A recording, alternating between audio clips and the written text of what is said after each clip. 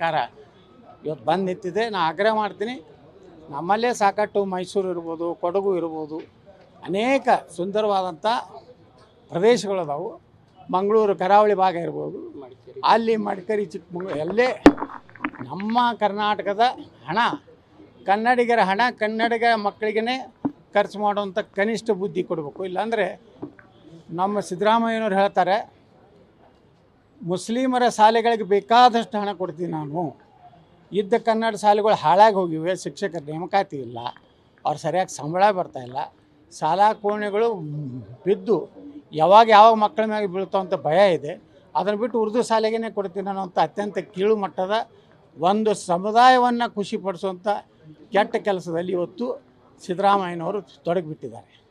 ಇದರಿಂದ ಇಲ್ಲಿ ಯಾರಿಗೂ ನ್ಯಾಯ ಕೊಡುವಂಥದ್ದು ಇವತ್ತು ವಯನಾಡು ಆಗಲಿ, ಇವತ್ತು ನೋಡಿರಿ ಅಲ್ಪಸಂಖ್ಯಾತ ಇಲಾಖೆಯಿಂದ 400 ಯುವಕರಿಗೆ ಪೊಲೀಸ್ PSI ಟ್ರೈನಿಂಗ್.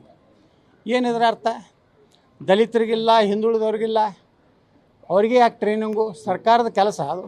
ಈಗ ಟ್ರೈನಿಂಗ್ ಕೊಡೋದು, ನಾಳೆ ಕ್ವಶನ್ ಪೇಪರ್ ಲೀಕ್ ಮಾಡಿ ಅವ್ರನ್ನೆಲ್ಲ PSI ನೇಮಕ ಮಾಡೋದು. ಸಾವಕಾಶವಾಗಿ ಸಿದ್ದರಾಮಯ್ಯ ಮತ್ತು ಜಮೀರ್ ಅಹ್ಮದ್ ಖಾನು ಈ ರಾಜ್ಯವನ್ನು ಇಸ್ಲಾಮೀಕರಣ ಮಾಡ್ಲಿಕ್ಕಂತಾರೆ. ನಾನು ನೇರವಾಗಿ ಅಪಾದನೆ ಮಾಡ್ತೇನೆ. ಮೆಕ್ಕೆಜೋಳದ ಪ್ರಹಸನ ಇತ್ತಲ್ಲ ಸರ್, ನಾನೇ ಮುಂದೆ ನಿಂತು ಹಣ ಕೊಡಿಸ್ತೇನೆ ಅಂತ ಭರವಸೆಯನ್ನು ಕೂಡ ನಿನ್ನೆ ಜಮೀರ್ ಅಹ್ಮದ್ ಅವರು ಕೊಟ್ಟಿದ್ದಾರೆ. ಚಿಕ್ಕಬಳ್ಳಾಪುರ ಬೇರೆ ಸಂಘದ ರೈತರಿಗೆ ಕೊಡಲಿಲ್ಲ. ಪಾಪ ಅವನು ಗುಳಾಡಿ ಅಳ್ಳಾಕತ್ತಿದ್ದ, ಅವ ಆತ್ಮಹತ್ಯೆ ಮಾಡ್ಕೋ ಪರಿಸ್ಥಿತಿ ಬಂದಿದೆ. ಪೊಲೀಸ್ ಠಾಣೆಗಳಿಗೆ ಒಬ್ಬ ಅಕ್ರಮ ಮಾಡಿದಂಥ ಪರವಾಗಿ ಇವತ್ತೇನು ಹೇಳ್ತಾ ಇದ್ದಾರೆ ಜಮೀರ್ ಅಹ್ಮದ್ ಖಾನ್ ಅವರು, ಅವರಿಗೆ ಪರಿಹಾರ ಕೊಡಿಸೋದ್ರಲ್ಲಿ ಒಂದು ವೇಳೆ ಜಮೀರ್ ಅಹ್ಮದ್ ಖಾನು ಹಸ್ತಕ್ಷೇಪ ಮಾಡದೇ ಇದ್ದರೆ ನಾನು ಹಣ ಸಿಗ್ತದಂತ ಗೋಳಾಡ್ತಾ ಇದ್ದ. ಅದಕ್ಕೆ ಜಮೀರ್ ಅಹ್ಮದ್ ಖಾನ್ ಅವರು ಮೊದಲು ಇಂತಹ ಏನು ಪೊಲೀಸ್ ಠಾಣೆಗಳಿಗೆ ಇಲ್ಲೀಗಲ್ಲಾಗಿ ಪೊಲೀಸ್ ಅಧಿಕಾರಿಗಳು ಕೆಲಸ ಮಾಡಲತ್ತೇನು ಒತ್ತಾಯ ಮಾಡಿದ್ದಾರೆ.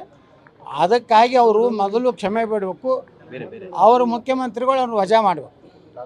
ಇಲ್ಲಾಂದರೆ ಇವರು ವೈಯಕ್ತಿಕ ವ್ಯವಹಾರಗಳಲ್ಲಿ ಒಬ್ಬ ಸರ್ಕಾರದ ಮಂತ್ರಿ ಕೈ ಹಾಕುವುದು, ಹಸ್ತಕ್ಷೇಪ ಮಾಡೋದ್ರಿಂದ ಒಂದು ಕುಟುಂಬನೇ ಇವತ್ತು ಆತ್ಮಹತ್ಯೆ ಮಾಡ್ಕೋ ಪರಿಸ್ಥಿತಿ ನಿರ್ಮಾಣ ಆಗಿದೆ. ಅದಕ್ಕೆಲ್ಲ ಜವಾಬ್ದಾರಿ ಈ ರಾಜ್ಯದ ಒಬ್ಬ ಮಂತ್ರಿ ಆಗೋದ್ರಿಂದ ನೇರವಾಗಿ ಮುಖ್ಯಮಂತ್ರಿಗಳೇ ಅವ್ರನ್ನ ತಮ್ಮ ಸಚಿವ ಸಂಪುಟದ ವಜಾ ಮಾಡಬೇಕಂತ ಆಗ್ರಹ ಮಾಡ್ತಾರೆ. ಸರ್ಕಾರದಲ್ಲಿ ಪವರ್ ಪೇಟು ಜಾಸ್ತಿ ಆಗಿದೆ ಸರ್. DK ಶಿವಕುಮಾರ್ ಅವರು ಇಷ್ಟು ದಿನ ಸೈಲೆಂಟ್ ಆಗಿದ್ರು. ನವೆಂಬರ್ 20ಕ್ಕೆ ರಾಹುಲ್ ಗಾಂಧಿನ ಕರೆಸ್ತಾ ಇದ್ದಾರೆ 100 ಕಾಂಗ್ರೆಸ್ ಕಚೇರಿಗಳ ಉದ್ಘಾಟನಾ ಟೈಮಲ್ಲಿ, ಶಂಕುಸ್ಥಾಪನೆ ಟೈಮಲ್ಲಿ.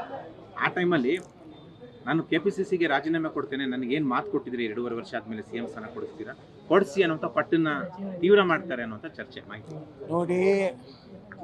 ಸರ್ ಅದ್ರ ಜೊತೆಗೆ ಮಾತಾಡ್ಬಿಡಿ, ಈಗ ಹಿಡ್ಕೋಬೇಡ.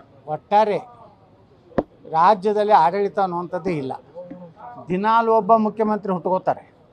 ಇವತ್ತು ಸಿದ್ದರಾಮಯ್ಯನವರ ಪುತ್ರ ಸತೀಶ್ ಜಾರಕಿಹೊಳಿ ಸಮರ್ಥರದ ಅಂತ ಹೇಳಿದ್ರು. ಮರುದಿವಸನೇ ನಮ್ಮ ದಲಿತ ಮುಖಂಡರೆಲ್ಲ ನಾರಾಜಾದರು. ಅಲ್ಲಿಂದ ದಿಲ್ಲಿಯಲ್ಲಿ ಒಂದು ಬೇರೆ ರಾಜಕೀಯ ನಡೆದಿದೆ. ಈ ಸಿದ್ದರಾಮಯ್ಯವರು ಬೇಡ, ಸತೀಶು ಬೇಡ, DKನೂ ಬೇಡ, ನಾನೇ ಬರ್ತೀನಿ ಮಲ್ಲಿಕಾರ್ಜುನ ಖರ್ಗೆ ಅಂತ ಅವರು ಅವ್ರದ್ದೇ ಆದಂಥ ಗೋಳಾಟವನ್ನು ಬಂದವ್ರ ಮುಂದೆ ದಿಲ್ಲಿ ಮನೆಯಾಗ ಹೇಳ್ಕೊತ್ಕೋತಾರೆ. ಪಾಪ ಸೋನಿಯಾ ಗಾಂಧಿಯವ್ರಿಗೆ ಅವ್ರ ಮೇಲಿಂದ ಮೇಲೆ ಭೇಟಿ ಆಗ್ಲಕತ್ತಾರೆ. ಯಾರು ಕರೆದೇವರು ನಾನು ಸಾಯೋದ್ರೊಳಗೆ ಒಮ್ಮೆ ಮುಖ್ಯಮಂತ್ರಿ ಮಾಡಿರಿ, ನನಗೆ ಮೋಸ ಆಗಿದೆ, ನಾನು ಅವಾಗ SM ಕೃಷ್ಣ ಸಲಕ್ಕೆ ತ್ಯಾಗ ಮಾಡಿದೆ, ನಾನೇ ಸರ್ಕಾರ ತಂದಿದ್ದೆ, ಈಗ ನಾನು ರಾಷ್ಟ್ರೀಯ ಅಧ್ಯಕ್ಷ ಮಾಡಿ ನನ್ನನ್ನು ಇಲ್ಲೇನು ಕೆಲಸ ಆಗೋದಿಲ್ಲ, ನನ್ನ ವಯಸ್ಸು ಭಾಳ ಆಗಿದೆ, ನನಗೆ ಸಾಯುವ ಮುಂದೆ ಒಬ್ಬ ಕರ್ನಾಟಕದ ಮುಖ್ಯಮಂತ್ರಿಯಾಗಿ ಆ ಒಂದು ಅವಕಾಶ ಕೊಡ್ಬೇಕಂತೇಳಿ ಅವ್ರು ಪ್ರಯತ್ನ ಮಾಡ್ಲಕತ್ತಾರೆ. ಇಲ್ಲಿ ಇಬ್ಬರು ದಲಿತ ಮುಖಂಡರು, ಪರಮೇಶ್ವರ್ ಅವರು, SC ಮಹದೇವಪ್ಪರು, ಅವರು ಒಂದು ರೀತಿ ಅಸಮಾಧಾನ ಆಗ್ಯಾರ. ಯಾಕಂದ್ರೆ ಸತೀಶ್ ಜಾರಕಿಹೊಳಿ ಹೆಸರು ಸಿದ್ದರಾಮಯ್ಯನವರೇ ಹೇಳಿಸಿರ್ತಾರೆ.